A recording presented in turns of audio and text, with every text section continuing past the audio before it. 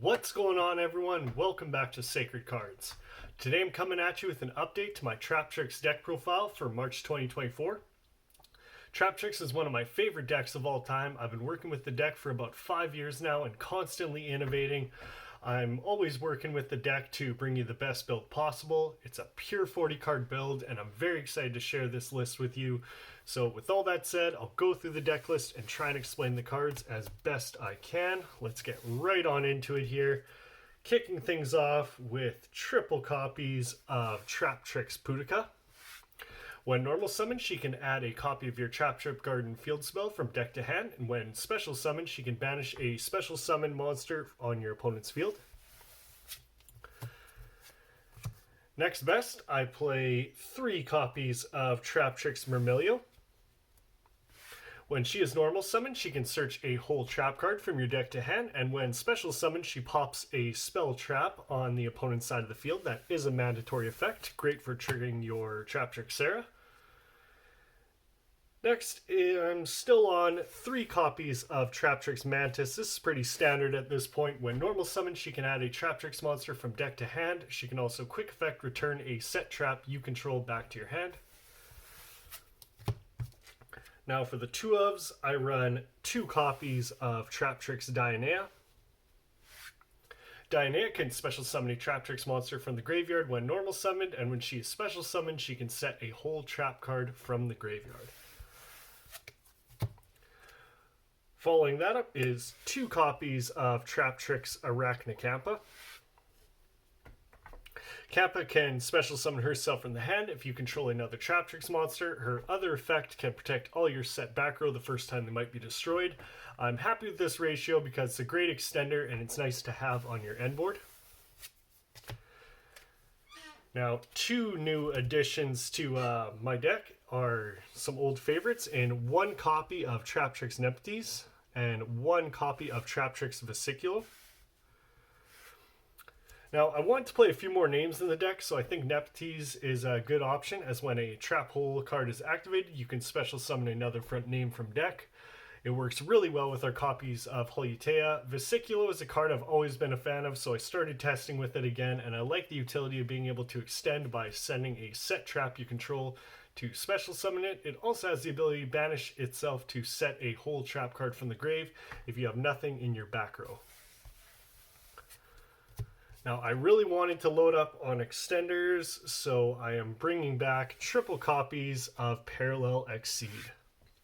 You can special summon this to a zone a link monster points to, then special summon another from deck. They both become level 4, making it easy to go into your rank 4 plays. A really nice card to see in your opening hand, so maxing out on 3 copies.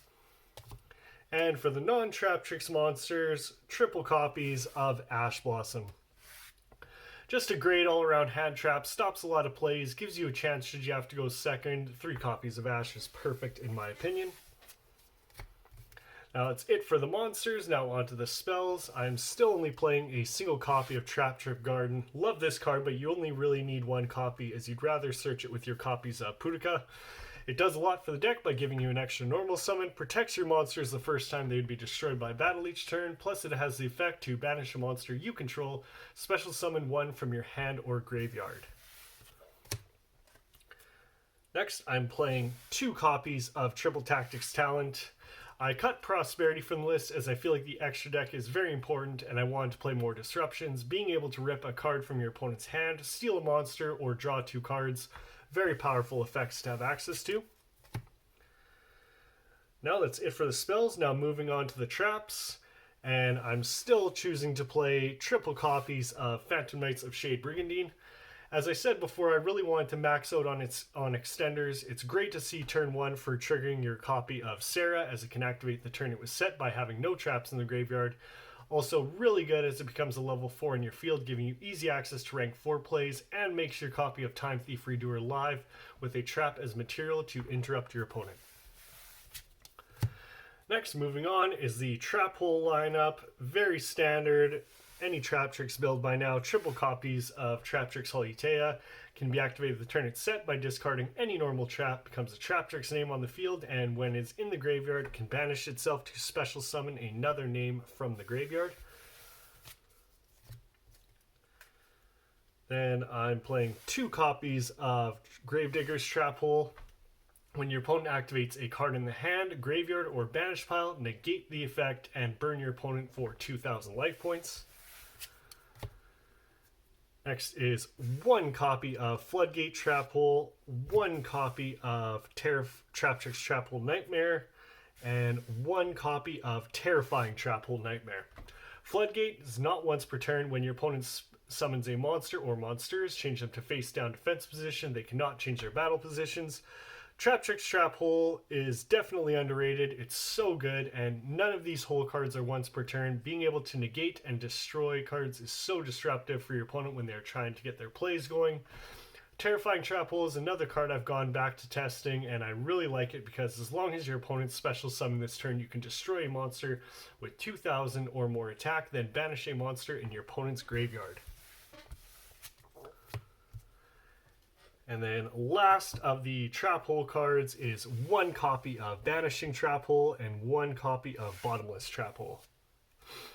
I really wanted more diversity in the lineup, especially with Rafflesia being able to use these names from the main deck. Banishing Trap Hole will banish a monster face down with 1,500 or less attack, and Bottomless will destroy and banish a monster with 1,500 or more attack. I'm really happy with these ratios, but you can play whatever you like, as this is just an idea. I'm always messing around with the whole lineup, but at the end of the day, play what you want, whatever makes you happy.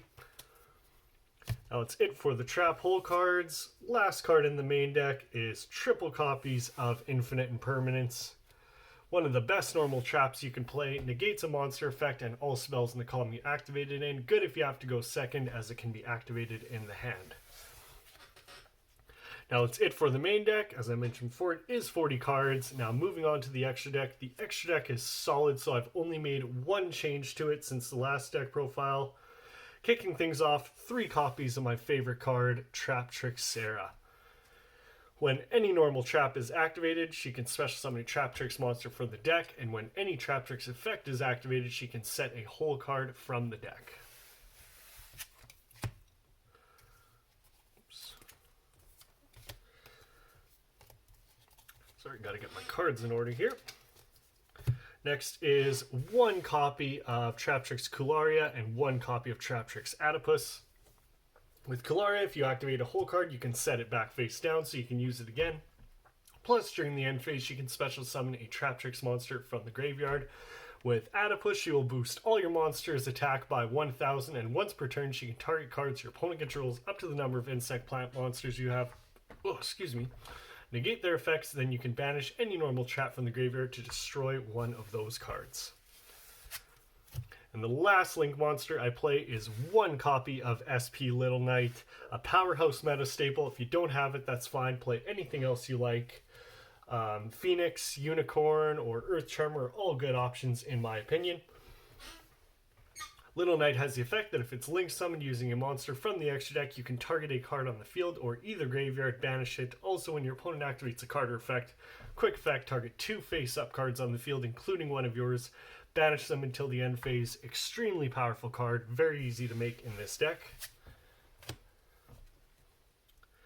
Next, for the Traptrix rank 4s, 2 copies of Traptrix Rafflesia. You always try to make Rafflesia going first because she can detach a material to activate any whole trap card in your deck for whatever you might need at the time.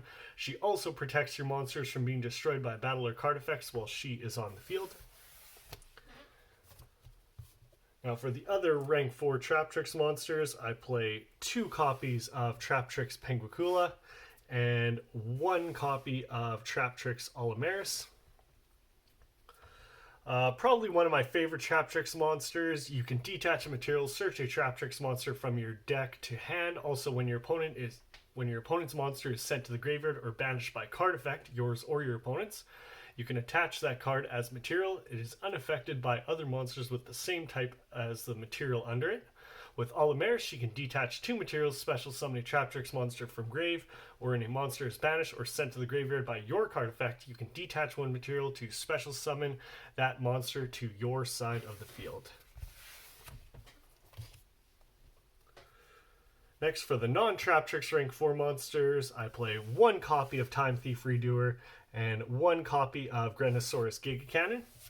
With Redoer, during each standby phase, it will attach the top card of your opponent's deck as material. You can quick effect detach up to 3 different types of material and apply the effects depending on what you detached. If it's a monster, banish this card till the end phase. If it's a spell, draw a card. And if it's a trap, you can non-target place 1 face-up card your opponent controls on top of their deck. Giga Cannon is an interesting card that I've become a big fan of in this deck. First off, when it destroys a monster by battle, you can detach a material, burn them for 1,000 damage. Then this card gains 1,000 attack. If it is destroyed, you can destroy a card on the field and inflict another 1,000 damage. So perfect. In a perfect world, this card can burn them for up to 3,000 damage while getting its attack up to 4,200. And the last 2 cards in the main deck is 1 copy of AA Zeus and 1 copy of Typhon Sky Crisis. Zeus has the ability that if an Xyz monster battle this turn, you can stack this card on top of its materials, quick effect, detach 2 materials, send all of the cards on the field to the graveyard. If another card you control is destroyed by battle or card effect, you can detach a card from your... You can attach a card from your hand, deck, or extra deck to this card as material. Typhon is the effect that during the turn or turn after your opponent's special summon twice from the extra deck, you can XC summon this card with your monster with the highest attack. While this XC summon card is on the field, neither player can activate monster effects with 3,000 or more attack. Also, you can detach a material from this card and non-target return a monster from the field to the hand. Well, that is it for the deck profile. I really hope you enjoyed it. If there's anything you like or don't like, feel free to leave me a comment telling me what you think. Be sure to like the video if you did and subscribe for more content. Thank you for your support, and as always, enjoy the Sacred Cards. See you all in the next one.